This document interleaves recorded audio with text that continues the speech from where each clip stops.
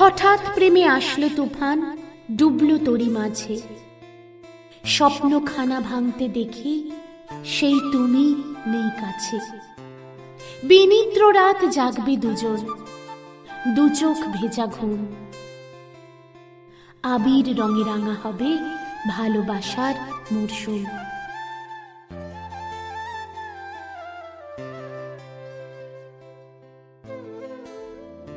নমস্কার ভালোবাসার মরশুমের বন্ধুরা, কেমন আছো সবাই? আমি তোমাদের বন্ধু অন্তরা নিয়ে চলে এসেছি একটা ভালোবাসায় মাখামাখি গল্প নিয়ে। আজকের গল্প প্রেম স্টপ। গল্প পাঠে আমি অন্তরা, আর গল্পের অন্যান্য চরিত্রে আমার সঙ্গে রয়েছে অবশ্যই প্রীতম, মিনহাজুল এবং শুক্লা। তাহলে চলো দেরি না করে শুরু করি আজকের গল্প। ও হ্যাঁ, মনে আছে তো ভালোবাসার মরশুমের আরও একটা চ্যানেল ভূত চর্চা, যেখানে প্রতি শনিবার ঠিক রাত 11টায় থাকে ভয়ঙ্কর সব ভূতের গল্প। কি বললে, সাবস্ক্রাইব করোনি এখনো? যাও যাও, চটপট ভূত চর্চা সাবস্ক্রাইব করে এসো, আর নোটিফিকেশনের জন্য বেল আইকনটাও কিন্তু প্রেস করে দিও। গল্প শুনো, ভালো লাগলে লাইক করো। তাহলে আর কথা বাড়িয়ে কাজ নেই, চলো শুরু করি আজকের গল্প প্রেম স্টপ।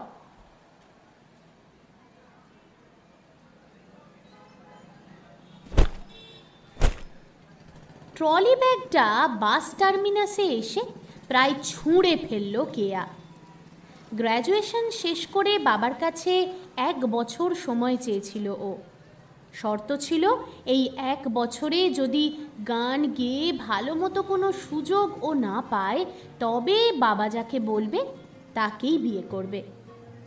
কেয়া ছোট থেকে রবীন্দ্রসঙ্গীত শিখেছে, একটু আধটু লোকগানও গাইতে পারে, কিন্তু আধুনিক গান বা ফিল্মি গান শেখার সুযোগ হয়নি।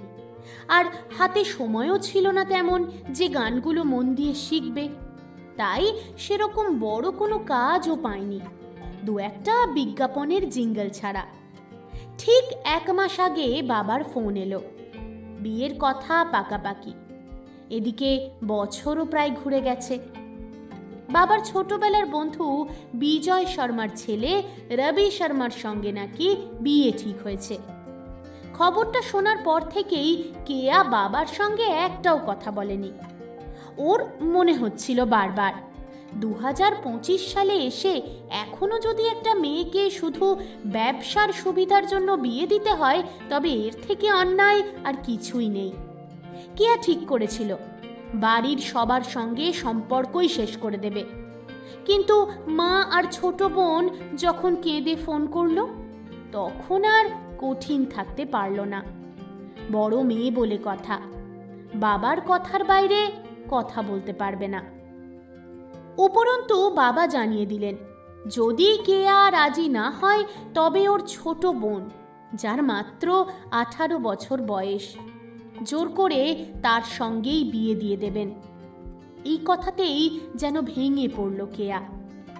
রবিকে ছোটবেলা থেকেই চেনে, তাই নতুন করে আলাপ করার কিছু হয়নি।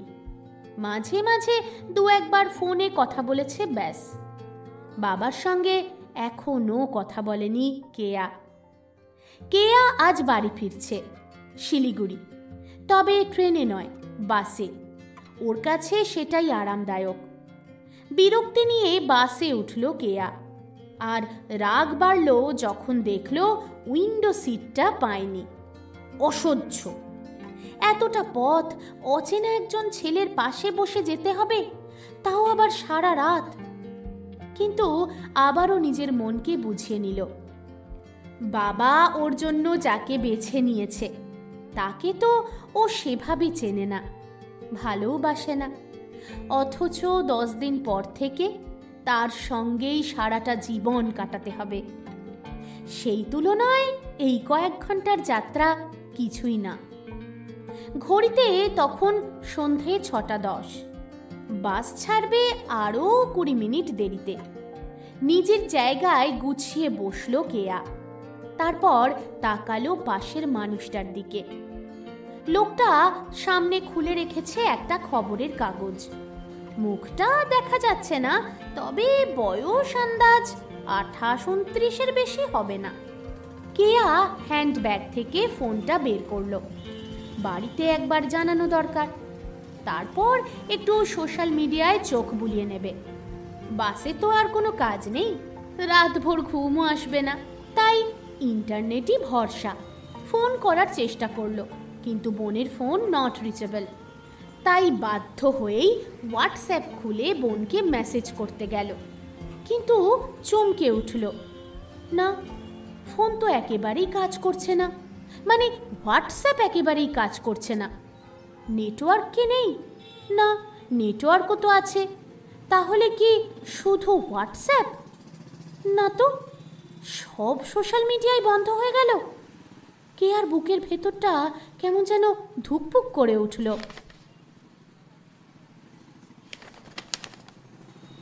Reach down. খবরের কাগজের আড়াল থেকে হঠাৎই ভেসে এলো ভদ্রলোকের গলার শব্দ। সব সোশ্যাল মিডিয়া বন্ধ। সার্ভারে কাজ চলছে, হয়তো কিছুক্ষণ পর আবার চালু হয়ে যাবে। অবাক হয়ে তাকিয়ে রইল কেয়া। মুখ তো পুরো কাগজে ঢাকা, তবুও লোকটা দেখলো কিভাবে? আরে না না, আমার কানের পাশে চোখ নেই। আসলে আমি শিক্ষক মানুষ। ওসব দুষ্টু ছাত্রছাত্রীদের সামলাতে গিয়ে না, চোখ কান সবসময় খোলা রাখতে হয়। কেয়া চুপ করে গেল। মনে মনে ভাবল, শিক্ষক, তাই মন দিয়ে পড়াশোনা করছে। সকাল সকাল তাড়াহুড়োতে পেপারটা আর পড়া হয়নি। আমি আসলে একটু সেকেলে টাইপের। ওই ডিজিটাল পেপারে খুব একটা মন ভরে না। কাগজের খসখস শব্দ, কার্বনের গন্ধ, এইসব আমাকে টানে। আপনি কি কোনোভাবে মনের কথা বুঝতে পারেন? মানে আমি কি ভাবছি আপনি সেটা কি করে বুঝতে পারছি, তাই তো? হ্যাঁ। অবজারভেশন। শুধু মহিলাদেরই এইভাবে লক্ষ্য করেন নাকি? সবাইকে। মানুষকে অবজার্ভ করলে অনেক কিছু শেখা যায়। আসলে হিউম্যান সাইকোলজি আমার ভীষণ প্রিয়, যদিও শিক্ষক আমি বায়োলজির। আচ্ছা, ভালো। ফোনটা আবারও বের করলো কেয়া। না, এখনো নেট অফ। সময় লাগবে, সময় লাগবে, অত অধৈর্য হলে চলবে না। এখনকার জেনারেশনের একটুও পেশেন্স নেই, সত্যি। আপনি তো এমনভাবে কথা বলছেন যেন আপনি সত্যযুগের। লোকটা খবরের কাগজের পাতাটা উল্টে নিয়ে বলল, ফোন না ঘেঁটে বরং একটা গান গুনগুন করতে পারেন তো, সময়ও কাটবে খানিক। আপনি জানলেন কি করে আমি গান করি? লোকটা মুচকি হেসে বলল, ওই যে একটু আগে ব্যাগ খুলছিলেন কিছু একটা বের করার জন্য, তখন চোখে পড়েছিল আপনার স্বরবিতান বইটা, তাই আন্দাজ করলাম আর কি। মানে আপনি আমার ব্যাগের ভেতর উঁকি মারলেন? আপনি কি চোর নাকি? চোর হলে এত সহজে ধরা দিতাম? আমি শুধু অভ্যেসবশত খেয়াল করে ফেলি সবাইকে। কিসের অভ্যেস? অবজারভেশন। মানুষের ছোট ছোট কাজ লক্ষ্য করলে তার অনেক কিছু বোঝা যায়। কে নার্ভাস, কে আত্মবিশ্বাসী, কার মনে কি চলছে, সবটা। বাবা, আপনি তো দেখছি একেবারে গোয়েন্দা। না না, আসলে ছাত্রদের সামলাতে সামলাতে এই কৌশল আয়ত্তে এসে গেছে। তবে হ্যাঁ, আমি একটু অন্যরকম ভাবে মানুষকে দেখি হয়তো। কেয়া মনে মনে ভাবল, কি অদ্ভুত লোক। তারপরেই চোখটা বন্ধ করে বাসের সিটে মাথাটা এলিয়ে দিল। পাশের মানুষটা এক দৃষ্টে তাকিয়ে রইল ওর দিকে। শ্যামলা গায়ের রং, লম্বা চুল, টানা টানা চোখ, সাজগোজে কোনো জাঁকজমক নেই, অথচ একরকম শান্ত সৌন্দর্য ছড়িয়ে আছে মুখে। অনেকদিন পর এমন সাধারণ অথচ আকর্ষণীয় চেহারা দেখল সে। তবুও কেয়ার চোখে মুখে ক্লান্তি আর অস্থিরতা স্পষ্ট, যেন ভেতরে ভেতরে কোনো একটা কষ্ট পাচ্ছে ও। লোকটার মনে হলো জিজ্ঞাসা করে, কি হয়েছে, কেন এত চিন্তিত? কিন্তু সঙ্গে সঙ্গেই নিজেকে সামলে নিল। অন্যের ব্যাপারে নাক গলানো অনুচিত। মুচকি হেসে আবারও খবরের কাগজে চোখ নামিয়ে নিল সে। এদিকে বাস চলা শুরু হয়ে গেল। কেয়া কিন্তু ঘুমিয়ে পড়ল। ঘুমের ভেতর কেয়া হঠাৎ নিজেকে দেখতে পেল একদম অন্যরকম সাজসজ্জায় ভরা বিয়ের মণ্ডপে। চারিদিকে আলো, গানের দল সানাই বাজাচ্ছে। হঠাৎ করে সামনে একটা হারমোনিয়াম এনে রাখা হলো। তারপর হঠাৎই দেখতে পেল ওর পাশে বসা ওই ভদ্রলোক দূর থেকে চিৎকার করে বলছেন, এখনই একটা পপুলার হিন্দি সিনেমার গান গাইতে হবে, না হলে বিয়ে ভেঙে দেওয়া হবে। কেয়া আঁতকে উঠল। আমি পারবো না, আমি তো এসব গান শিখিনি।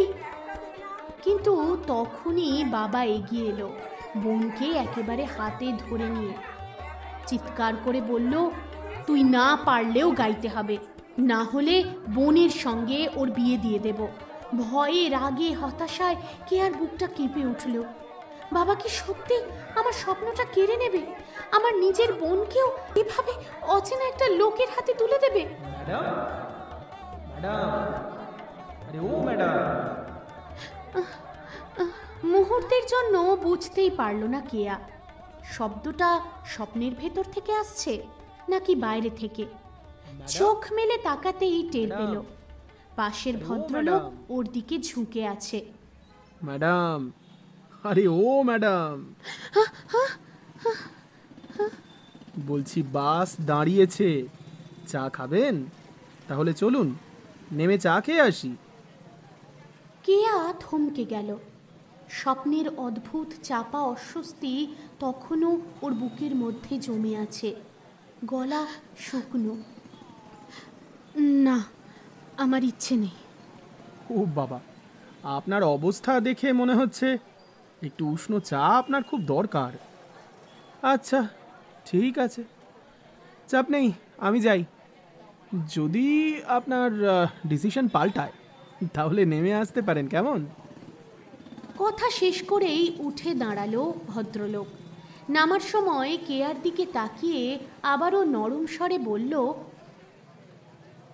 বাঙালির কাছে চা শুধু চা নয় ম্যাডাম, অনেক সময় তো মেডিসিনেরও কাজ করে। যাকগে ছাড়ুন, আপনি যখন খাবেন না আমি যাই, কেমন? কেয়া আবারও জানলার বাইরে তাকিয়ে রইল। কে এই মানুষটা? শিক্ষক বলছে নিজেকে, অথচ আচরণে কেমন একটা দৃঢ়তা, যেন সব কিছুই আগে ভাগে বুঝে ফেলে। বাইরে তাকিয়েই রইল কেয়া।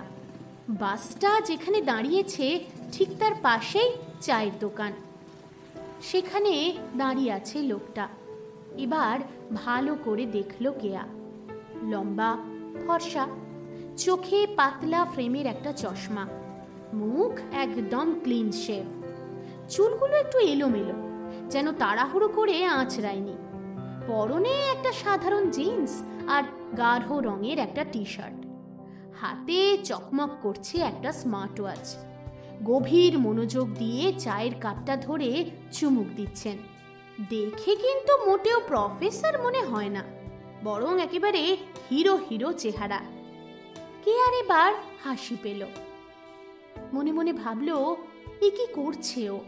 10 দিন বাদেই ওর বিয়ে, অথচ একটা অচেনা ছেলেকে বসে বসে স্টক করছে।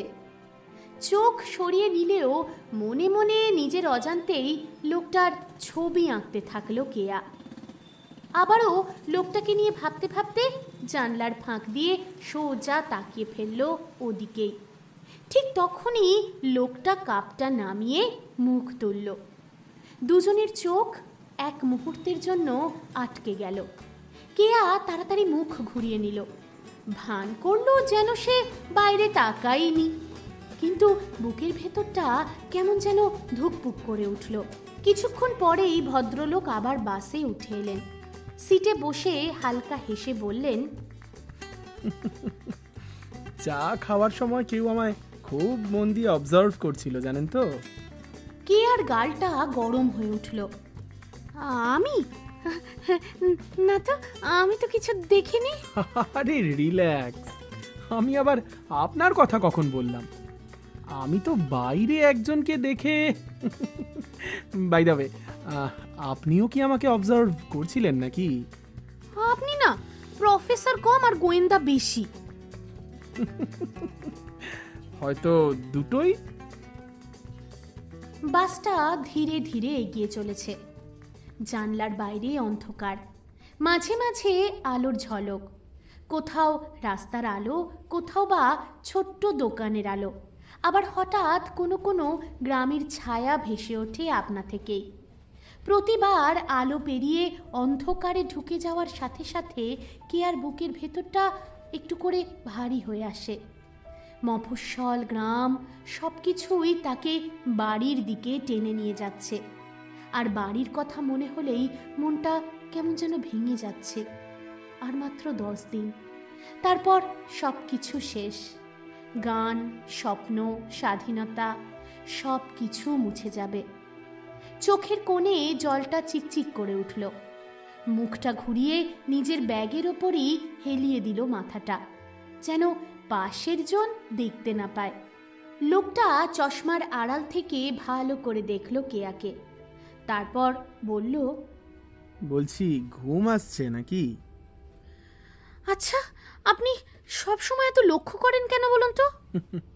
ওই যে বললাম, অবজার্ভ করি। ওই চারপাশের যাত্রীদের দেখতে দেখতে ঘুম আমার পালিয়ে যায়, কিন্তু এই জার্নিটা সারা জীবন মনে থেকে যায়। তাই নাকি? এখন তাহলে বলুন তো, আমার মনে কি চলছে? একটু বিরক্ত, কিছুটা ক্লান্ত, আর খানিকটা খিদেও পেয়েছে। আরে, খিদে পেলে কি আমি খেতাম না নাকি? খিদে পেলে শরীরই বলে দেয়। আপনার পেটের আওয়াজটা। উফ, প্লিজ এত বিশ্লেষণ করবেন না, আমার খিদে নেই। আচ্ছা আচ্ছা আচ্ছা, ঠিক আছে ঠিক আছে, খাবারের কথা তুলবো না। তবে একটা উপদেশ দিতে পারি কি? আপনি কি আমার বাবা যে আমাকে উপদেশ দেবেন? আরে বাবা, শিক্ষক তো, তাই। হ্যাঁ, আপনি শিক্ষক, তবে খুব অদ্ভুত। অদ্ভুত? না না, ব্যতিক্রমী। কেয়া মুচকি হাসল। প্রথমে বিরক্ত লাগছিল, কিন্তু কথোপকথনটা ধীরে ধীরে একঘেয়ে যাত্রাটাকে হালকা করে দিল। এবার একটু মাথাটা হালকা লাগছে, তবুও সিটেই মাথাটা এলিয়ে দিল। কিন্তু পরক্ষণেই শুনতে পেল, জানেন তো, জীবনে একটা নিয়ম মানলে অনেক ঝামেলা কমে যায়। ব্যাস, আবার শুরু হলো। নিন নিন, কি নিয়ম বলে ফেলুন তো চটপট, তারপর আমি ঘুমোবো। যেটা আপনার হাতে নেই সেটা নিয়ে অযথা মাথা ঘামানোটা বন্ধ করুন। এই যেমন ধরুন, এই বাসটা কখন পৌঁছবে, আপনার পাশে কে বসেছে, আজ রাতটা কতটা অস্বস্তিকর হবে, এসব আপনার হাতে তো নেই। কিন্তু কিভাবে সময়টাকে কাটাবেন সেটা কিন্তু পুরোপুরি আপনার হাতে। বাবা, বেশ দার্শনিক শোনাচ্ছে তো। দার্শনিক না, অভিজ্ঞতা। আমি আমার ছাত্রদেরও বলি, পরীক্ষায় যেটা জানো সেটার উপর ফোকাস করো। যেটা জানো না সেটা নিয়ে দুশ্চিন্তা করলে শুধু নম্বর নয়, ঘুমও যাবে। তাহলে আপনি শুধু শিক্ষক নন, আংশিক লাইফ কোচও। Life coach? না না না, জীবনটা যতটা পারি হালকা করে বাঁচার চেষ্টা করি। বেশ ভালো লাগতে শুরু করলো কেয়ার। অনেকদিন পর কেউ ওর অস্থির মনকে একটু শান্ত করলো।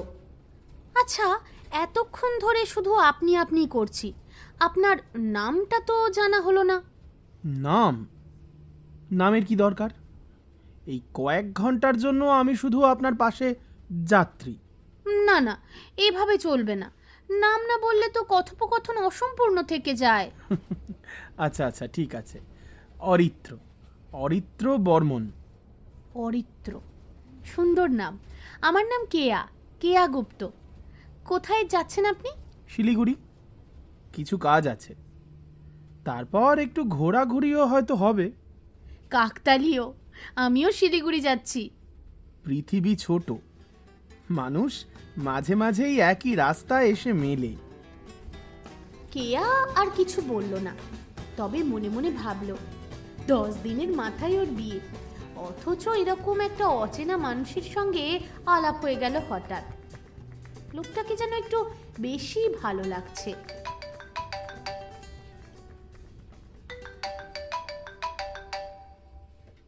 উফ, এখন আবার এই কেন ফোন করছে, বিরক্তিকর।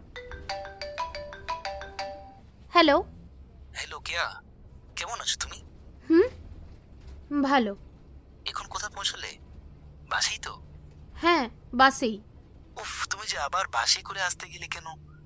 আমি তো বলেছিলাম ফ্লাইটে আসো, টিকিট তো আমি বুক করে দিতাম। বলেছি তো আমি বাসেই কমফোর্টেবল। কিন্তু ইতনা লম্বা জার্নি, তোমার জন্য চিন্তা হয়। ঠিক আছি আমি। আচ্ছা, পাশে কি বসেছে, ছেলে না মেয়ে? একজন ভদ্রলোক। ভদ্রলোক মানে? তুমি কি তার সাথে কথা বলছো? না, সেভাবে না। দেখো, কিন্তু আমি চাই না তুমি কারোর সাথে বেশি মিশো। তুমি তো জানো আমি তোমাকে নিয়ে কত প্রোটেক্টিভ। ঠিক আছে, আমার কোনো অসুবিধা হচ্ছে না। তুমি কি কিছু বলবে? আচ্ছা শোনো, একটা কথা বলি। সোহাগ রাতে তোমার কাছ থেকে আমার কিন্তু একটা গিফট চাই। আমার কাছ থেকে? কেমন গিফট? তুমি ঠিক করো, আমার জন্য স্পেশাল কিছু। আমি কিছু দিতে পারবো না। আরে কিছু তো দিতে হবে। আমি চাই সে রাতটা মনে রাখার মতন হোক। আমি এখন রাখছি, এখানে নেটওয়ার্ক নেই, ভালো করে শোনাও যাচ্ছে না। বাই। ফোনটা কেটে দিল কেয়া। সিটে গা এলিয়ে বসলো, মাথাটা হেলিয়ে রাখলো সিটের হেডরেস্টে। রবি শর্মাকে ওর একেবারেই ভালো লাগে না। ছেলেটা বড্ড গায়ে পড়া, কথায় বার্তায় সবসময় একটা বাড়াবাড়ি রকমের অধিকার বোধ। অবাঙালি হওয়াটা কেয়ার কাছে কোনো সমস্যার নয়। ছোটবেলা থেকেই বাবার ব্যবসার কারণে অবাঙালিদের সঙ্গেই ওর বেশি ওঠা বসা।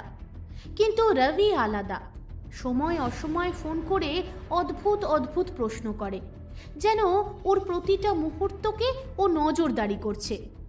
কেয়ার বুকের ভেতরটা চাপা অস্বস্তিতে ভরে উঠল। বাসটা এদিক ওদিক দুলছে, এসি বাস, বেশ কমফোর্টেবল, কিন্তু তবুও ভেতরের ভারটা যেন কমছে না একটুও। রবি শর্মার ফোনের পর থেকে আরও যেন একটু বেশি মনটা খারাপ হয়ে গেল কেয়ার। পাশের সিটে বসে থাকা মানুষটা কোনো কথা বলছে না, নিজের মতো এবার একটা বইয়ে ডুবে আছে। তার এই নিশ্চুপ উপস্থিতি আশ্চর্যজনকভাবে কেন জানি স্বস্তি দিচ্ছে কেয়াকে। রবির অযাচিত প্রশ্নগুলোর বিপরীতে যেন এক টুকরো শান্তি। আজকের দিনে আপনার ধৈর্যের পরীক্ষা হতে পারে। কাছের কারোর প্রতি আগ্রহ বা অধিকার বোধ আপনাকে বিরক্ত করতে পারে, তবে নিজের মনের কথা প্রকাশ করলে অস্বস্তি কমবে আর ভবিষ্যতের জন্য স্বস্তি আসবে। কি বললেন আপনি? আমি কই কিছু না তো। এই তো এক্ষুনি বললেন অস্বস্তি কমবে, স্বস্তি আসবে। ওটা তো রাশিফল পড়ছিলাম। রাশিফল? বই দেখে? এটা বই নয়, এটা পাঁজি। আপনি কি ভাবলেন? আমি ভাবলাম আপনি আমাকে। আমি আপনাকে কি? আচ্ছা, আপনি কি এইসব পাঁজি বই সব মুখস্থ করছেন? কখন থেকে দেখছি মুখে চাপা দিয়ে বসে আছেন, ভালো লাগে নাকি? কি করব, আমার সহযাত্রীটি কথা বলতে একটু ইন্টারেস্টেড নয়। বাধ্য হয়ে সময় কাটানোর জন্য কিছু তো একটা করতে হয় নাকি? কই, আমি তো কথা বলছি। মন খুলে বলছেন কি? মন খুলে বলার মতো সম্পর্ক আছে কি? নেই কি? কি সম্পর্ক? এই যে এতক্ষণ একসঙ্গে যাচ্ছি, আবার একই লক্ষ্যে, ডেস্টিনেশন এক। আমরা তো সহযাত্রী, সম্পর্ক কি একেবারেই নেই? আচ্ছা, মেনে নিলাম। তা কি শুনতে চাইছেন? সত্যি আপনার খিদে পায়নি? মিথ্যে বলবো না, একটু পেয়েছে, কিন্তু এখন উপায়?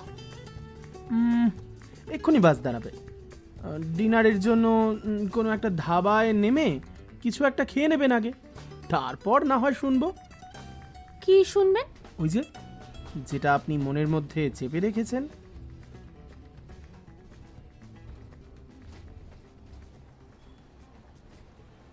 ধাবার অল্প আলোয় মুখোমুখি বসেছে অরিত্র আর কেয়া। চারপাশে হইচই, চায়ের গন্ধ। কেউ বা রুটি তরকারি খাচ্ছে, কেউ বা তাড়াহুড়ো করে প্যাকেট করে নিচ্ছে। কিন্তু সেই ভিড়ের ভেতরেও যেন একটা ছোট্ট নির্জনতা তৈরি হলো দুজনের টেবিলে। কেয়া অনেকক্ষণ চুপ করে থাকলো। অবশেষে গভীর একটা শ্বাস ফেলে মুখ তুলল।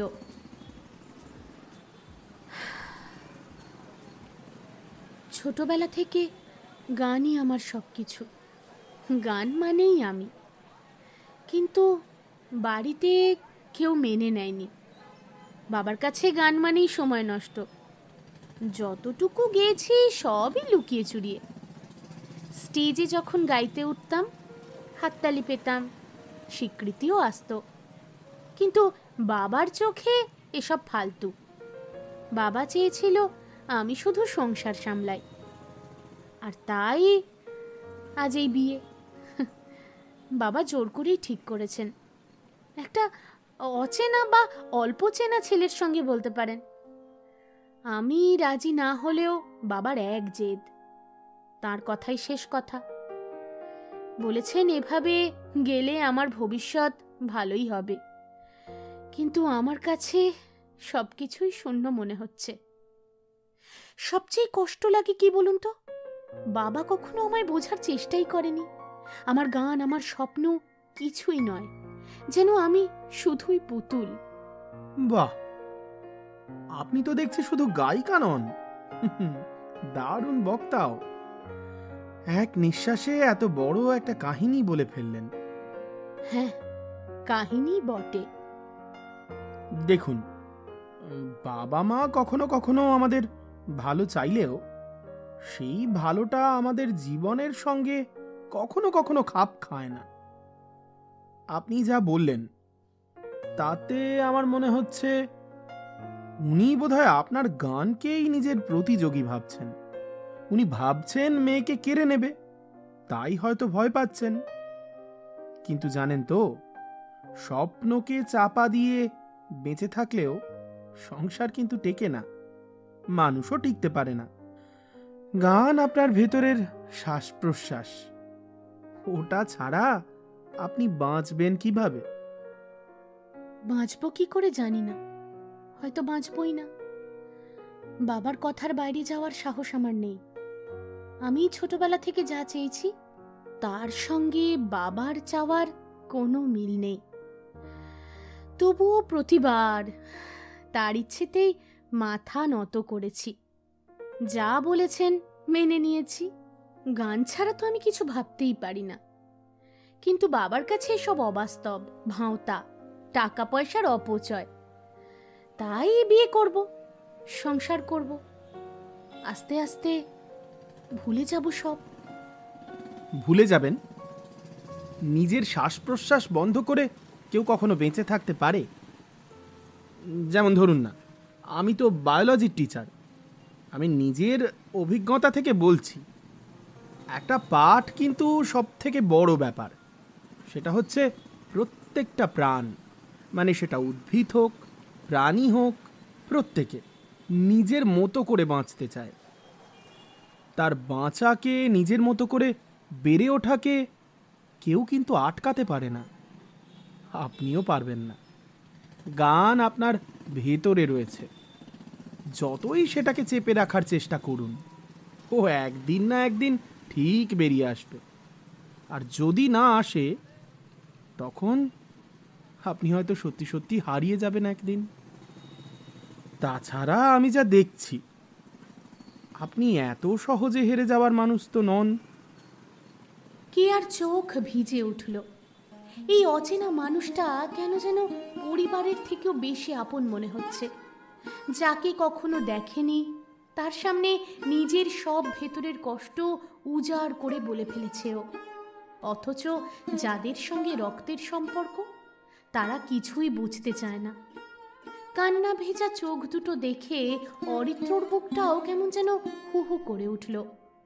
মনে পড়ে গেল নিজের ছোটবেলার কথা। অভাবের সংসার, বাবার হঠাৎ টিবিতে মৃত্যু, সংসার চালানোর জন্য একে একে বাড়ির জিনিসপত্র বিক্রি হয়ে যাওয়া, শেষমেশ হারমোনিয়ামটাও বিক্রি করে দিতে হয়েছিল, যেটা একসময় সংসারের প্রাণ ছিল। মা অসহায়, ছোট্ট অরিত্র, কিছু করার তখনও বয়সই হয়নি। বড় হয়ে দাঁড়ানোর পর মাকে বাঁচিয়ে রাখতেও পারেনি। সেই অভাব, সেই শূন্যতা বুকের মধ্যে আজও কুড়ে কুড়ে খায়। এখন এই মেয়েটার চোখের জল দেখে মনে হচ্ছে ইতিহাস আবার ফিরে আসছে। একটা তরুণ স্বপ্ন একেবারে ঝরে যাওয়ার আগের মুহূর্তে। পার্থক্য শুধু এবার লড়াইয়ের সুযোগ আছে, কেয়ার ভেতরে সেই জেদ আছে, শুধু ওর একটা ধাক্কার প্রয়োজন। দীর্ঘশ্বাস ফেলল অরিত্র। সান্ত্বনা দেওয়া ছাড়া এই মুহূর্তে কিছু করার নেই। তবুও মন চাইছে মেয়েটাকে শক্ত হতে বলতে।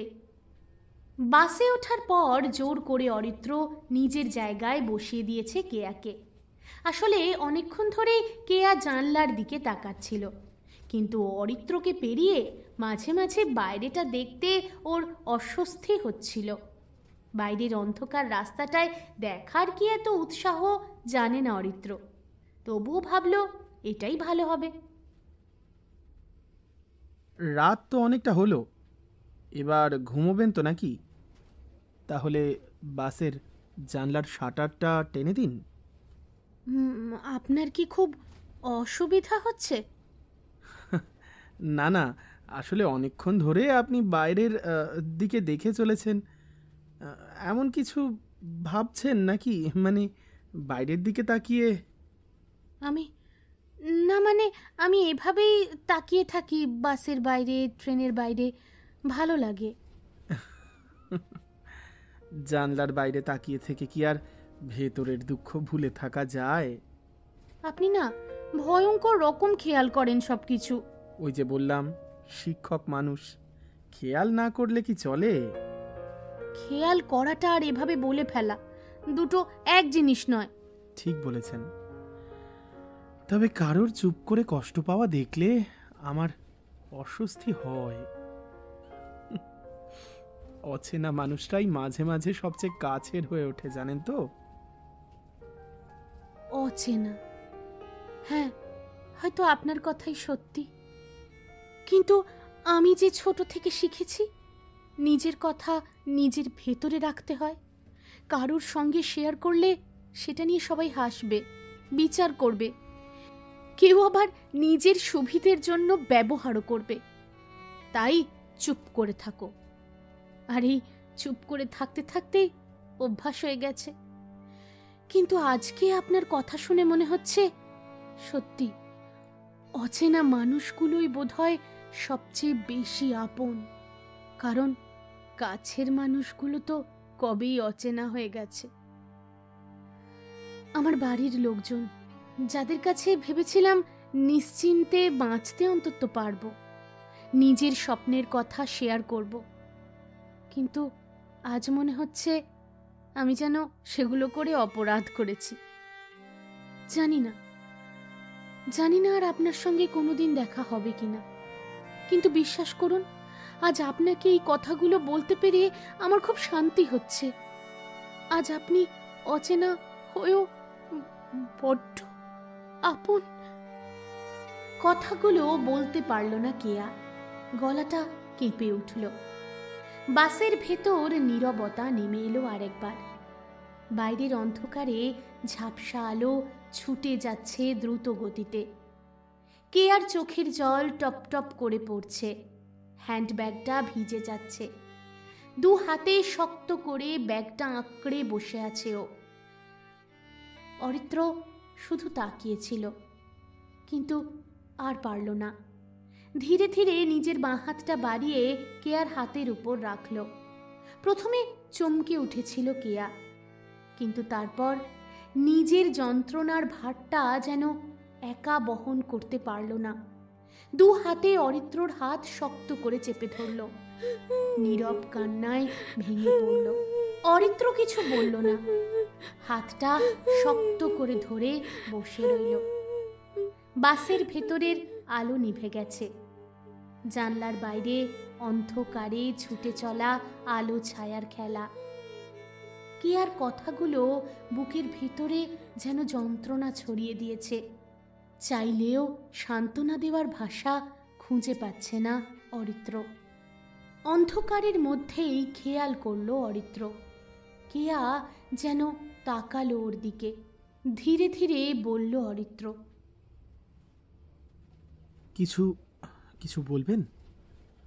জল খাবেন একটু? আপনি তো কত কিছু জানেন, টিচার। আমাকে একটা জিনিস শিখিয়ে দেবেন, কিভাবে একটা মানুষকে ভালো না বেসে, ভালো করে না চিনে সারা জীবন তার পাশে থাকা যায়, তাকে ভালোবাসা যায়। জানেন আপনি কি করে সম্ভব এটা? জানেন?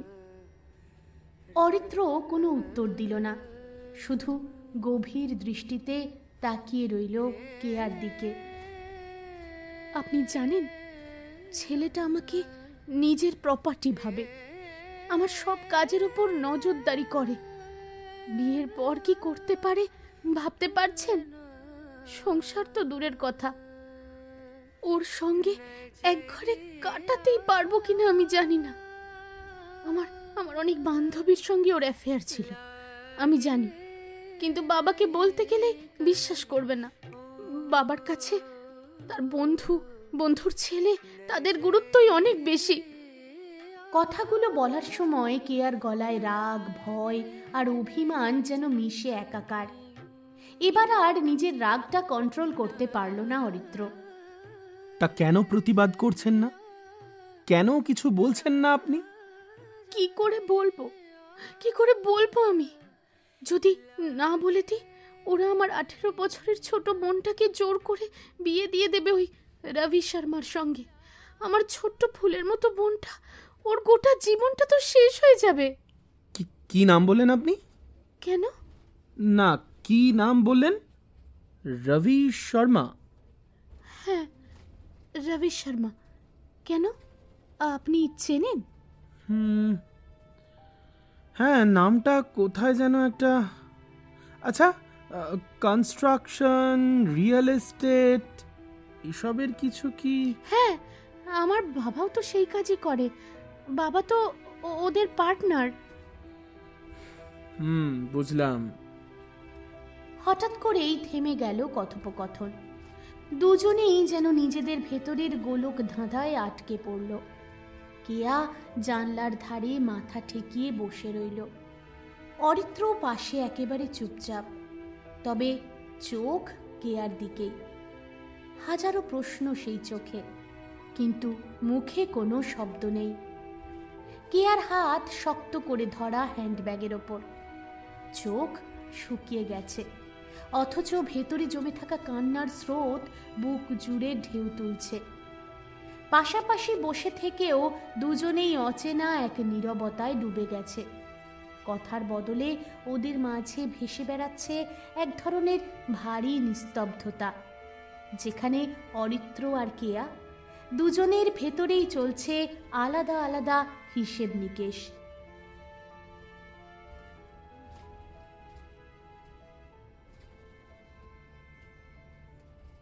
এরপর কেটে গেছে ঘন্টা দুয়েক। বাস চলছে নিজের মতো। সবাই ডুবে গেছে ঘুমে, শুধু ঘুম নেই কেয়া আর অরিত্রর চোখে। হঠাৎ মধ্যরাতে নিজের কাঁধের ওপর কিছু একটা টের পেল অরিত্র। কেয়ার কণ্ঠ ভেসে এলো চাপা স্বরে, জানি না অরিত্র, কোনোদিন আর তোমার সঙ্গে দেখা হবে কিনা। জানি না এরপর জীবন আমাকে কোথায় নিয়ে যাবে, কার সঙ্গে ভাগ্য আমায় বেঁধে দিয়েছে জানি না, কিন্তু আজকের রাতটা আমার কাছে স্মরণীয় হয়ে থাকবে সারা জীবন। আজ এই যাত্রায় যেটা কখনোই কাউকে বলার সাহস পাইনি, তোমাকে বলতে পেরেছি। অথচ তোমার সম্পর্কে কিছুই জানি না। আজ যদি একটু একটু মাথাটা তোমার কাঁধে রাখি, খুব আপত্তি হবে কি তোমার? ভেবে নিও না এক মৃত্যু পথযাত্রীর শেষ ইচ্ছা পূরণ করছো। অরিত্র চমকে উঠল। মুহূর্তেই কাঁধে হাত রাখল কেয়ার। তারপর ফিসফিস করে বলে উঠল, নিজেকে এত সহজে হারতে দিও না কেয়া। একবার ভেবে দেখেছো তোমার বিয়ে হয়ে যাওয়ার পরও তোমার পরিবার ভালো থাকতে পারবে কিনা? কাল তোমার বোনের সব স্বপ্নগুলো মাটিতে মিশিয়ে দিয়ে যদি অন্য কারো হাতে তুলে দেয়, তুমি মেনে নিতে পারবে? জানি না অরিত্র, কিছুই জানি না। শুধু জানি এই মুহূর্তটাকে আমি স্মরণীয় করে রাখতে চাই, তোমার পাশে, তোমার সঙ্গে, যেন এই স্মৃতি আমায় সারা জীবন বাঁচিয়ে রাখে। বাকিটা আমি ভাগ্যের হাতেই ছেড়ে দিতে চাই। যা হবে হোক। অরিত্র কোনো কথা বলল না, শুধু হাতটা তুলে নিল না, বরং আরো শক্ত করে ধরে রাখল, যেন একটা অচেনা অন্ধকারের মাঝখানেও কেয়াকেও আশ্বাস দিয়ে যাচ্ছে, যেন বলছে, তুমি একা নও, আমি আছি তোমার পাশে।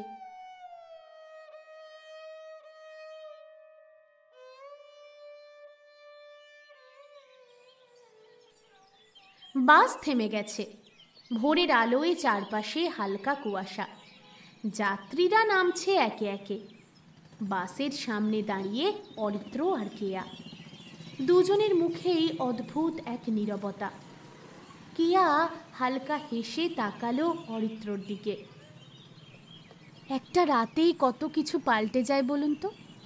এই যেমন আমি যাত্রা শুরু করেছিলাম খালি হাতে, আর এখন ফিরে যাচ্ছি এক অমূল্য বন্ধুত্ব নিয়ে।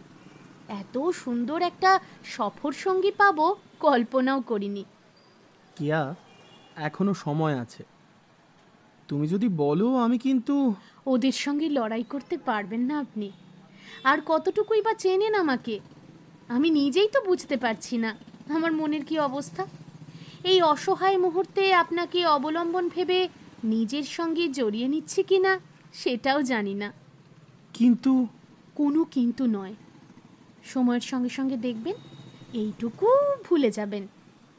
কাল রাতেই যদি দুর্বল মুহূর্তে কিছু ভুল বলে থাকি, ক্ষমা চাইছি। আর একটা কথা, বন্ধুর কথা কিন্তু ভুলে যাবেন না। কেয়া, তুমি আমার সম্পর্কে সবটা জানো না। অন্তত তোমার ফোন নাম্বারটা আমায় দাও। আমি যদি কিছুটা। থাক না, ভাগ্যের হাতেই ছেড়ে দিই। দেখা হওয়ার থাকলে আবার দেখা হবে, না হলে। আরে তুমি এসে গেছো ফাইনালি। খুব টায়ার্ড লাগছে। চলো চলো জলদি চলো, আন্টি ওয়েট করছে। রবি শর্মাকে এখানে আশা করেনি কেয়া। একটা দীর্ঘশ্বাস ফেলল। মুখে বিরক্তির ছাপ স্পষ্ট, তবুও উপায় নেই। অরিত্রর দিকে তাকিয়ে এক চিলতে হাসি ফুটিয়ে কোনো ক্রমে বলল, আসছি, ভালো থাকবেন। অরিত্র কিছু বলার আগেই হুড়মুড় করে রবি কেয়াকে গাড়ির দিকে টেনে নিয়ে গেল। চুপচাপ দাঁড়িয়ে রইল অরিত্র। চোখের সামনে দিয়ে ধুলো উড়িয়ে গাড়িটা চলে গেল। শুধু হাওয়ায় ভাসতে থাকলো কেয়ার বিদায় বেলার সেই শেষ শব্দগুলো, বন্ধুকে ভুলে যাবেন না।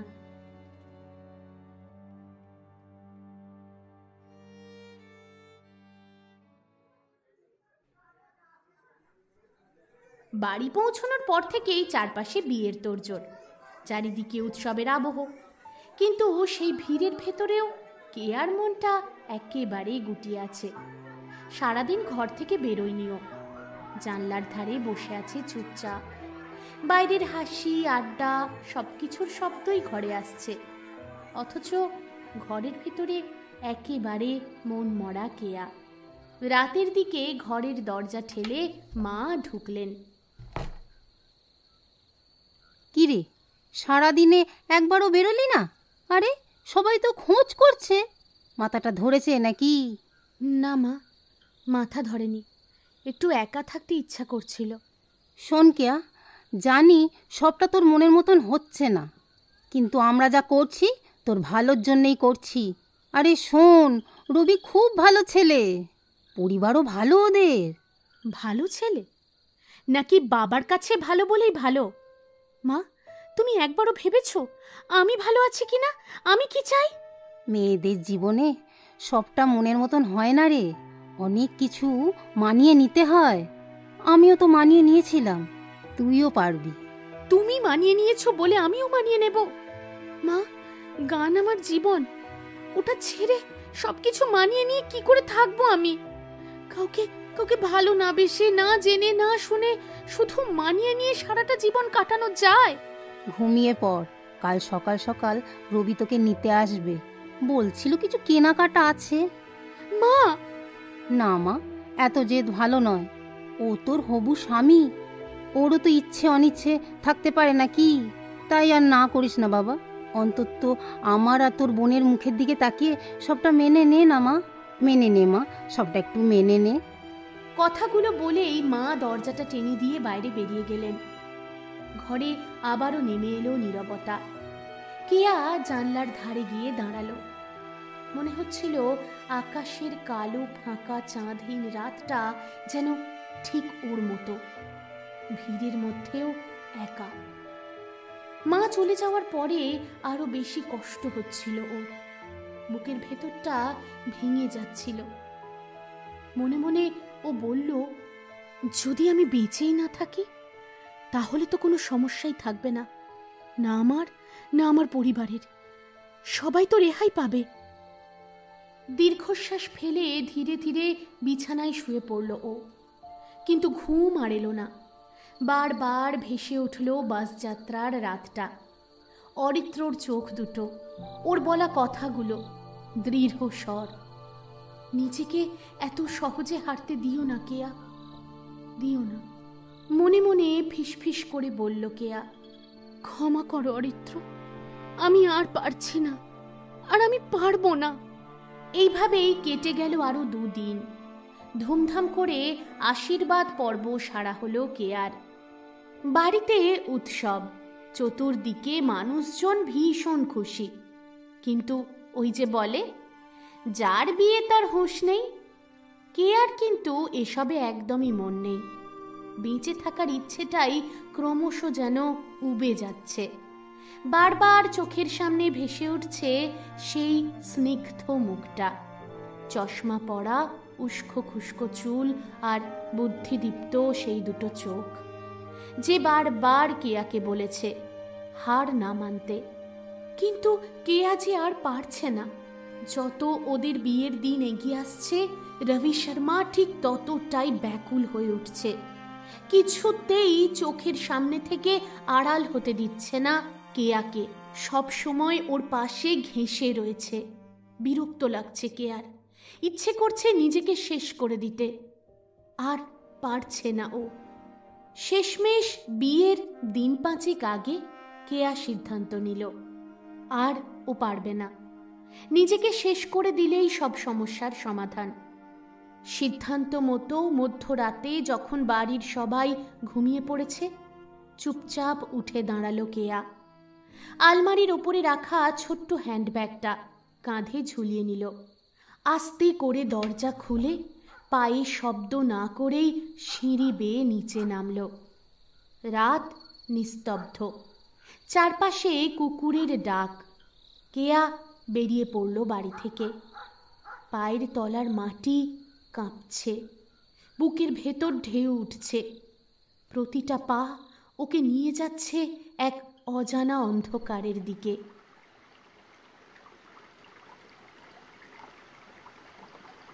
রাতের কালো আকাশে নদীর স্রোত যেন আরো ভয়ঙ্কর হয়ে উঠেছে। কেয়া চোখ বন্ধ করে এগিয়ে যায়। বুকের ভেতর শুধু একটাই কথা, শেষ হলেই সব শেষ, আর কোনো লড়াই নেই। নদীর কালো জলের ওপর স্থির দৃষ্টি ওর। পা বাড়িয়ে নিজেকে শেষ করতে যাবে ঠিক তখনই, এই যে ম্যাডাম, শিওর তো জলে পড়লেই মরবেন না? মানে যদি বেঁচে যান। তাহলে কিন্তু মোটামুটি নিউমোনিয়া কিংবা ব্রঙ্কাইটিস কনফার্ম। সামলাতে পারবেন তো? অবাক হয়ে চমকে উঠল কেয়া। এই মানুষটাকে এখানে দেখবে কল্পনাই করেনি। এ কি বাস্তব নাকি? অরিত্র, আপনি আপনি এখানে কি করে? আমি জানতাম তোমার মন শান্ত হবে না, আমি জানতাম, তাই তো লক্ষ্য রেখেছিলাম। এদিকে আসছো খবর পেয়েই বুঝতে পারলাম। তোমার মাথার পোকাগুলো নড়ে উঠেছে। কি ভেবেছিলে হঠাৎ অদৃশ্য হয়ে যাবে আর কেউ কিচ্ছু জানতে পারবে না, তাই তো? নিজের সঙ্গে যুদ্ধ করতে করতে বাস্তব বুদ্ধি প্রায় লোপ পেয়ে গেল কেয়ার। একবারও জিজ্ঞাসা করল না কি করে ওর ঠিকানা জানতে পারলো অরিত্র, বরং চিৎকার করে ও বলে উঠল, আমার বাঁচার কোনো মানে নেই অরিত্র, কেউ বোঝে না আমাকে। এই লড়াই করতে করতে আমি ক্লান্ত, আমার আর শক্তি নেই। আরে বাবা, তুমি যদি এখনই হার মেনে নাও তাহলে যাদের ভরসা তুমি তারা বাঁচবে কিভাবে ভেবেছো একবারও? এত সহজেই নিজের স্বপ্ন, নিজের লড়াই সব শেষ করে দেবে? কিন্তু আমি একা পারবো না, সবাই আমার বিরুদ্ধে, বাবা মা গোটা সমাজ, যাদের আমি আপন ভেবেছি সবাই। তাহলে আমাকে তোমার পাশে দাঁড়াতে দাও। আরে বাবা, অন্তত একজন তো থাকবে যে তোমার গানকে বুঝবে, তোমার স্বপ্নকে বুঝবে। নিজেকে এত সহজে শেষ করে দিও না। অবাক চোখে তাকিয়ে রইল কেয়া। এগিয়ে এলো অরিত্র, তারপর দু হাত দিয়ে কেয়ার কাঁধটা শক্ত করে ধরে নরম স্বরে বলে উঠল, এখন আমি যা বলবো মুখ বন্ধ করে শুনবে, কোনো প্রশ্ন করবে না। রাজি? কি কি বলবে? তার আগে কথা দিতে হবে, যা শুনবে শুধু নিজের ভিতরেই রাখবে, কাউকে বলবে না। সবাই জানলে কিন্তু বড় বিপদ হতে পারে। না না, জানবে না, কিন্তু আমার ভয় করছে।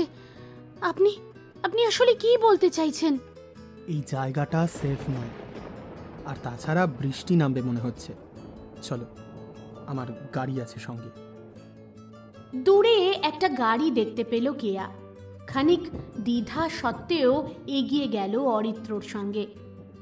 গাড়িতে ওঠার পর অরিত্র ফিসফিস করে বলল, শোনো কেয়া, তোমাকে যতটুকু বলছি ততটুকুই করবে, বেশি কিছু জানার দরকার নেই এখন।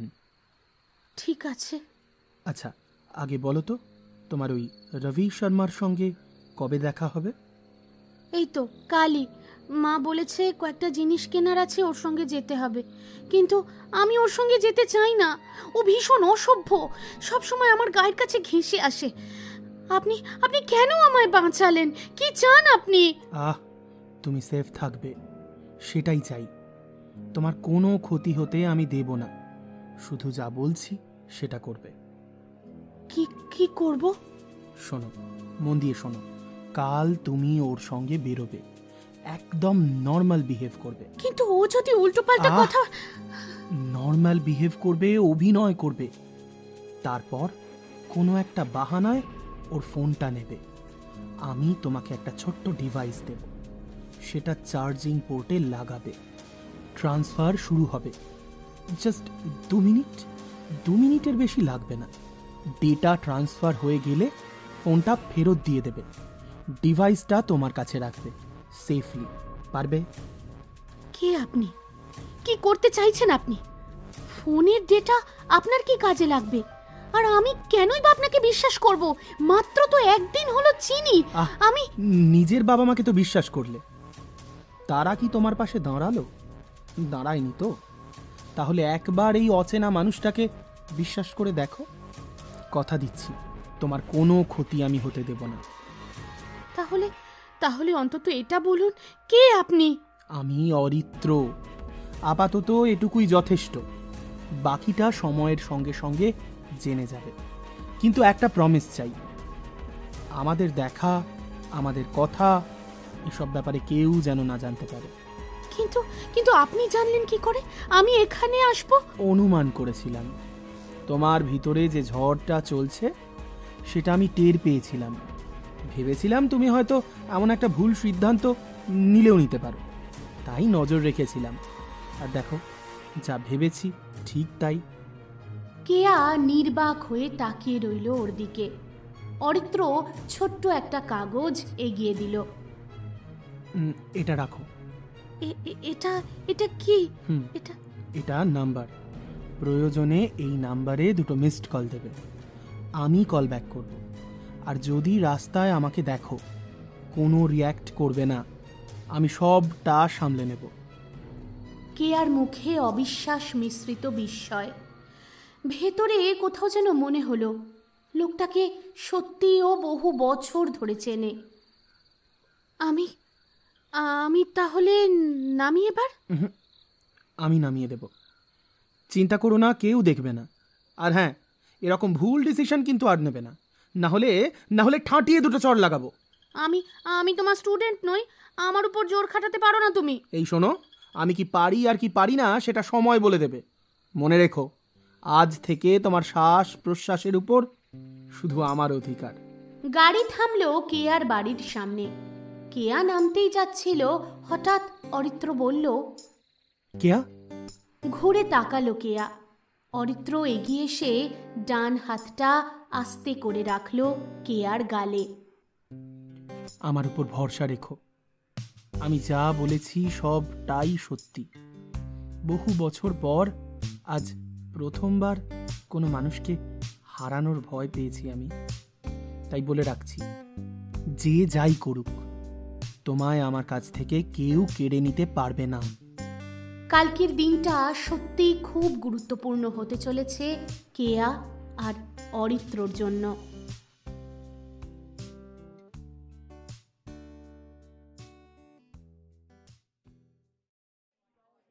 অনিচ্ছা সত্ত্বেও আজ দুপুরে রবি শর্মার সঙ্গে শপিং মলে এসেছে কেয়া।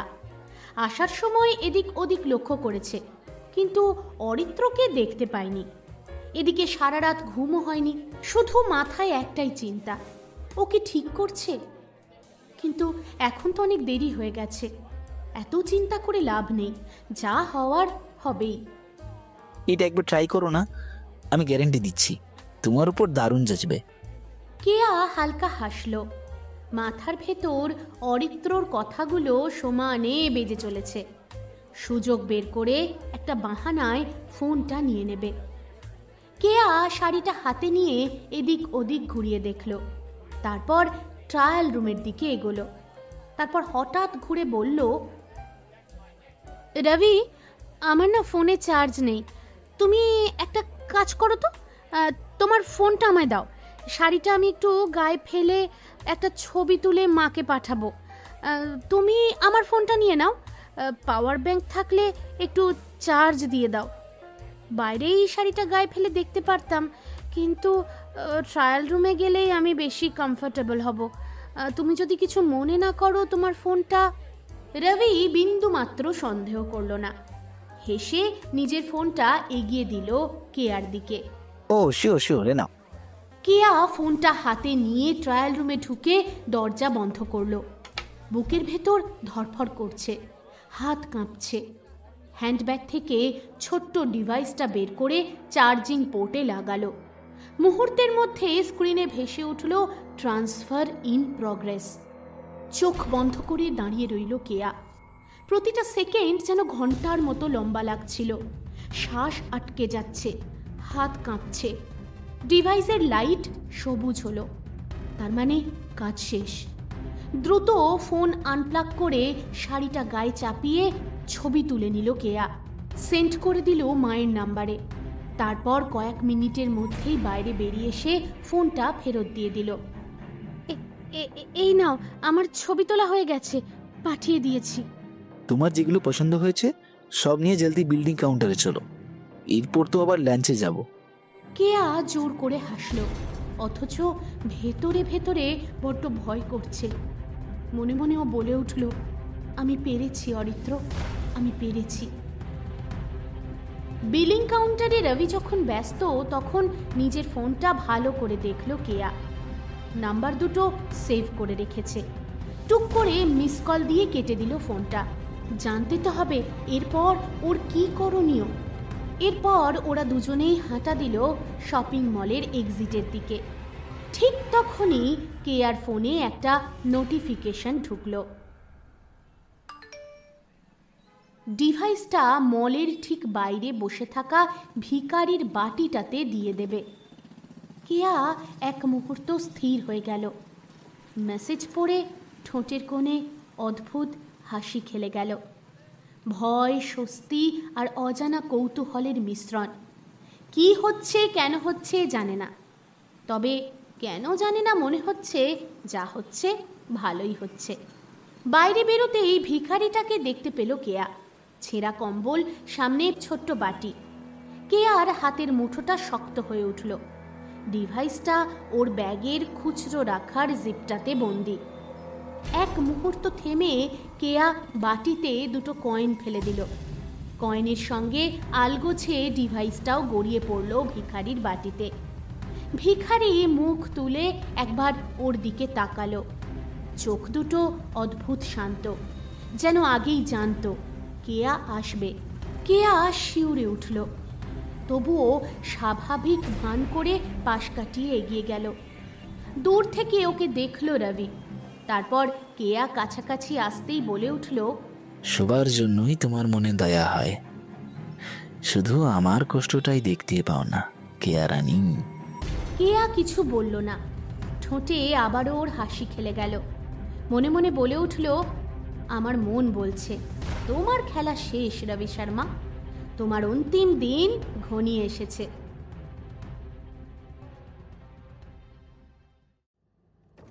লাঞ্চের পর রবি শর্মার গাড়িতে আবার উঠল কেয়া। চারিদিকের ভিড় ধীরে ধীরে ফিকে হয়ে আসছে। সামনে শুধুই দীর্ঘ রাস্তাটা পড়ে আছে। কেয়ার বুকের ভিতরটা ধড়ফড় করছে, কিন্তু মুখে সেটা একেবারেই প্রকাশ হতে দিল না। তুমি কি সব সময় এতটা চুপচাপ কেয়া? শপিংয়েও ঠিকঠাক মতো মান ছিল না তোমার? না মানে একটু ক্লান্ত লাগছিল তো তাই। ক্লান্তি তেমন দেখছি না, কিন্তু হাসলে খুব সুন্দর দেখা তুমি। কেয়ার শরীরে হালকা শিহরণ বয়ে গেল। মনে পড়ল অরিত্রর কথা।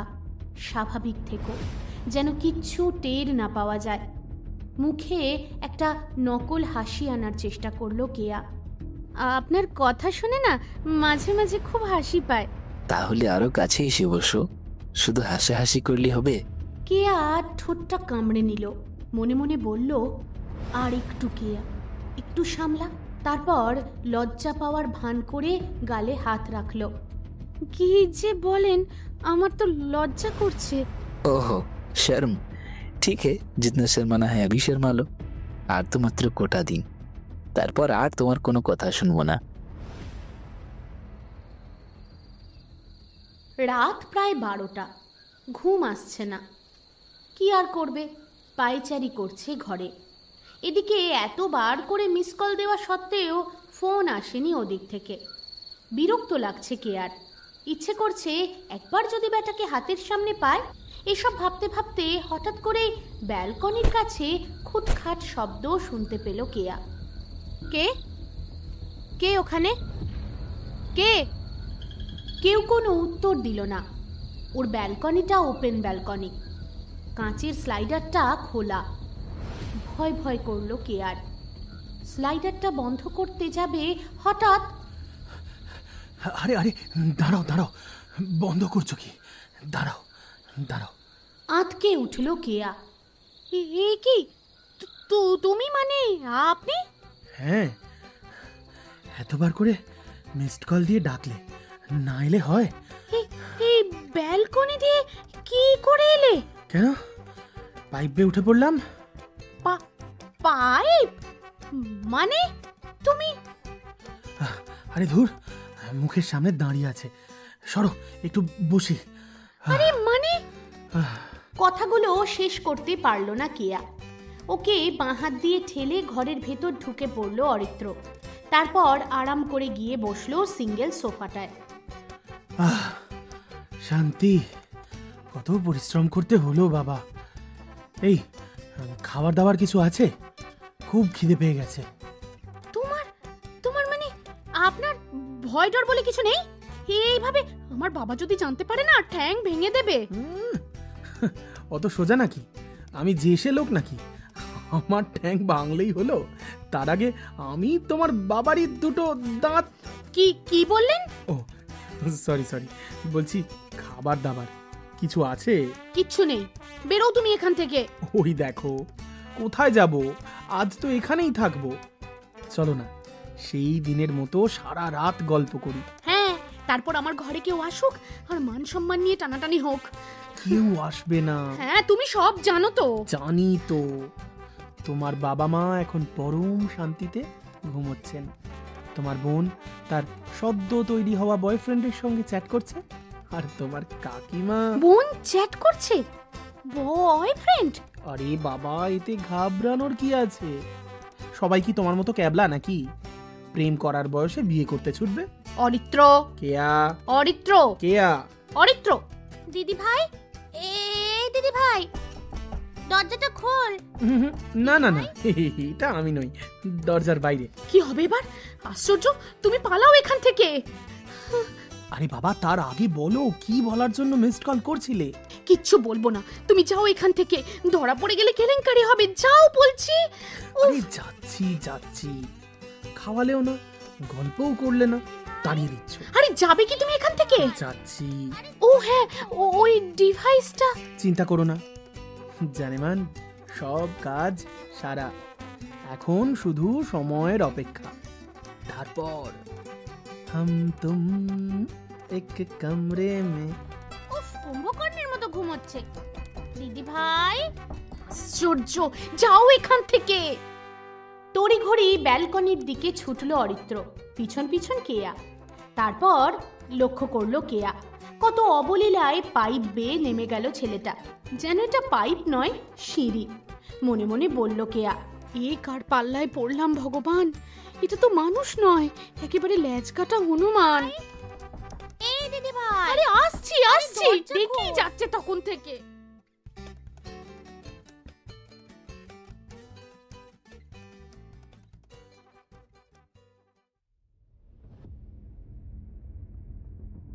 এর পরের দিনটা দ্রুতই কেটে গেল। বিয়ের আর 2 দিন বাকি। তারপর হঠাৎ করে এলো সেই খবরটা, গ্রেফতার হয়েছে রবি শর্মা। সংবাদপত্রে আর টেলিভিশনের পর্দায় ভেসে উঠছে একের পর এক ওর বিরুদ্ধে অভিযোগ। অবৈধ ব্যবসা, টাকা পয়সার তছরুপি, এমনকি নিরপরাধ মানুষকে ব্ল্যাকমেল করার মতো নোংরা কাজের সঙ্গে যুক্ত সে। এক মুহূর্তেই ভেঙে গেল কেয়ার বিয়ে। বাড়ি ভর্তি লোকজন শুরু করলো কানাঘুষো। লজ্জা আর অবিশ্বাসে ভেঙে পড়লেন কেয়ার বাবা। এত দিনের স্বপ্ন তার টুকরো টুকরো করে ভেঙে পড়ল। ভারী হয়ে উঠল পরিবেশ। কেয়া বুঝতে পারছিল কিছুটা, এটা কাকতালীয় মোটেই নয়। পিছন থেকে নিশ্চয়ই কেউ কলকাঠি তো নেড়েছেই, আর তাকে সাহায্য করেছে অরিত্র। কিন্তু কোথায় অরিত্র? সেই রাতের পর আর একবারও তাকে দেখেনি কেয়া। হাওয়ায় মিলিয়ে গেছে যেন, শুধু অনুভূতিটা রয়ে গেছে। মানুষটা সাধারণ কেউ নয়, হয়তো দেবদূতের মতোই সে এসেছিল। বিপদের মুহূর্তে ওর হাত ধরে বাঁচিয়ে আবার কোথাও হারিয়ে গেছে। ভেতরে ভেতরে ঠিক করে নিয়েছিল কেয়া, এই মানুষটার কাছে কিচ্ছু চাইবে না, এইটুকুই তো যথেষ্ট। সে প্রতিশ্রুতি রেখেছে, বিপদে বাঁচিয়েছে, এর থেকে বেশি পাওয়ার সৌভাগ্য ওর নেই। এদিকে বাড়ির লোকেরা দ্রুত সিদ্ধান্ত নিলেন, এই শহরে আর রাখা যাবে না কেয়াকে। সমাজের তির্যক দৃষ্টি থেকে মেয়েকে সরিয়ে দেওয়াই শ্রেয় মনে করলেন কেয়ার বাবা মা। শহরের বাইরে, যেখানে কেউ তার অতীতের কথা মনে করিয়ে দেবে না, সেইখানেই পাঠিয়ে দেওয়ার সিদ্ধান্ত নেওয়া হলো। চলে যাওয়ার আগের রাতটা ছিল সবচেয়ে দীর্ঘ। জানলার পাশে বসে বারবার মনে পড়ছিল অরিত্রর কথা। বারবার মনে পড়ছিল, আজ থেকে তোমার শ্বাস প্রশ্বাসের উপর একমাত্র আমার অধিকার। কেয়া চোখ বন্ধ করে ভাবল, হয়তো কথাগুলো শুধু আবেগের মুহূর্তেই বলা। না, কোনোদিন সে আর ফিরবে না। কিন্তু তবু মনে হচ্ছে গল্পটা এখানেই শেষ নয়। বাসে উঠে পড়েছে কেয়া। বাস ছেড়েও দিয়েছে। কলকাতার পথে এগিয়ে চলেছে বাস। জানলার ধারে চুপচাপ বসে আছে কেয়া। চোখের সামনে রাস্তা পিছিয়ে যাচ্ছে দ্রুত। হঠাৎই পাশের সিটে এসে বসল কেউ। কেয়া টের পেলেও মুখ ঘুরিয়ে দেখল না। মনে হচ্ছে আজকাল জীবনে যা হচ্ছে তাতে কিছুই আর ওকে অবাক করে না। তখনই আওয়াজ এলো পাশ থেকে। ওই জন্যই বলে যে চেয়ে উপকার করতে নেই। এত কিছু হয়ে গেল আর একটা ধন্যবাদ পর্যন্ত কি প্রাপ্য নয়? মুখ ঘুরিয়ে বসে আছে। চমকে উঠল কেয়া। মুখ ঘুরিয়ে তাকাতেই চোখে পড়ল পরিচিত সেই মুখ। অরিত্র? Yes madam, Aritra Basu. কেয়া কিছু বলতে যাচ্ছিল, কিন্তু তার আগেই অরিত্র নিজের ভিজিটিং কার্ডটা বের করে ওর দিকে এগিয়ে দিল। Intelligence bureau officer, at your service madam. স্তব্ধ হয়ে তাকিয়ে রইল কেয়া। হঠাৎ মনে হলো সবকিছুই যেন অর্থবহ হয়ে উঠছে। ওর জীবনে অরিত্রর আকস্মিক আশা, সেই রাতের রহস্যময় কথা, রবি শর্মার হঠাৎ পতন, আর তারপর থেকে অরিত্রর অদৃশ্য হয়ে যাওয়া, সব মিলিয়ে যেন একটা বড় ছবি চোখের সামনে পরিষ্কার হচ্ছে। অরিত্র হেলান দিয়ে বসল সিটে, ঠোঁটের কোণে খুনসুটি মেশানো হাসি। তারপর বলো, কেমন লাগলো? কি? এই যে আমার অপারেশন কেয়া। মানে? হ্যাঁ তো, আমি শিলিগুড়ি আসছিলাম শিলিগুড়ি পুলিশ ডিপার্টমেন্টের আমন্ত্রণে। অনেক দিন ধরেই রবি শর্মা আর ওর পরিবারকে নিয়ে ইনভেস্টিগেশন চালাচ্ছিল পুলিশ। সঠিক তথ্য প্রমাণ পাচ্ছিল না। এদিকে আমিও কিছু কিছু খবর পেয়েছিলাম। তারপর ওরা যখন বলল আর না করিনি। ভাবলাম এখানে কিছুদিন থেকে ভালো করে সবটা খোঁজ খবর নিয়ে তারপর দেখা যাবে। অথচ আমার ভাগ্য দেখো, বাসে আলাপ হলো তোমার সঙ্গে। একেই বলে নিয়তি। 2 2 4 হয়ে গেল আর আমার 12টা 5। মানে? মানে আর কি, তোমাকে দেখেই ডিপার্টমেন্ট, ইনভেস্টিগেশন, ক্রিমিনাল সব গুলিয়ে গেল। তাই অপারেশনটার নাম দিয়ে দিলাম অপারেশন কেয়া। লজ্জায় মুখটা ঘুরিয়ে নিল কেয়া। চুপচাপ তাকিয়ে রইল জানলার বাইরে। এই যে ম্যাডাম, তোমার ওই বড় বড় চোখ দিয়ে জানলার বাইরে তাকিয়ে আছো কেন? আমি তো এদিকে বসে আছি। তো আপনার দিকে তাকিয়ে বসে থাকবো নাকি? আজে বাজে বকতে সুবিধা হবে তাহলে। ও মানে আমি এতই বাজে যে তাকানোরও যোগ্য নই? আরে আমি তো তাই বলিনি। বুঝলাম, তুমি লজ্জা পাচ্ছ। কি সব বলেন না, বাসে সবাই আছে, চুপ করুন। তাহলে ঠিক হলো, তুমি আসলেই লজ্জা পাচ্ছ। না হলে এভাবে ফর্সা গালটা লাল হতো না। দেখুন, এরম করলে কিন্তু আমি বাস থেকে নেমে যাব, আপনার পাশে বসবো না। আরে দাঁড়াও দাঁড়াও, নামলেই তো লজ্জায় লুকিয়ে পড়বে আবার। না না, এত রিস্ক নিতে পারবো না আমি। এবার তোমাকে আর ছাড়বো না বাবা। আপনি একেবারে অসহ্য। হ্যাঁ হয়তো তাই, কিন্তু মনে মনে তো তুমি চাইছো যে আমি সব সময় এভাবেই তোমার পাশে থাকি, তাই না কেয়া? ধুর, জানি না আমি। কেয়া কোনো জবাব দিল না, শুধু জানলার কাঁচে ভর দিয়ে চোখ বন্ধ করলো। ঠোঁটের কোণে হাসিটা কিন্তু স্পষ্টই ছিল। বাস চলতে থাকলো। শহরের কাছাকাছি ক্রমশ এগিয়ে চলল ওরা, আর দুজনের মাঝখানে তৈরি হলো এক অদৃশ্য বাঁধন। আর সেই বাঁধন বিয়ের পিঁড়ি অবধি পৌঁছলো কিনা সে তো কেয়া আর অরিত্র জানে।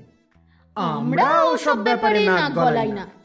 তবে হ্যাঁ, গল্পটাতে কিন্তু বেশ একটা থ্রিলিং ব্যাপার ছিল, কি বলিস? একদম সাসপেন্স থ্রিলার। আচ্ছা, এই রকম সাসপেন্স থ্রিলার যদি আমরা ভূত চর্চায় সপ্তাহে আরো একটা দিন করে নিয়ে আসি। এখানেও তোর প্রচার? হ্যাঁ, প্রচার ছাড়া কি আর জীবন চলে রে?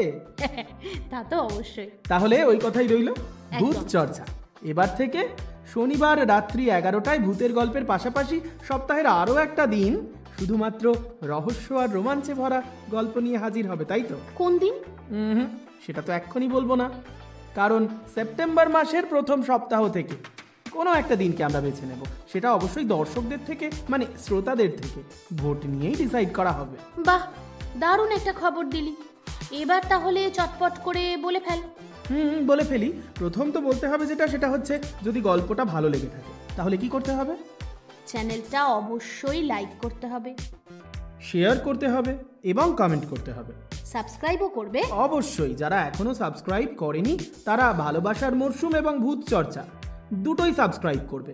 এই গল্পের ডেসক্রিপশন বক্সে কিন্তু ভূত চর্চার লিঙ্কটাও দিয়ে দিয়েছি। আর বেল আইকনটাও কিন্তু প্রেস করবে, না হলে নোটিফিকেশন ঢুকবে না, তাই না?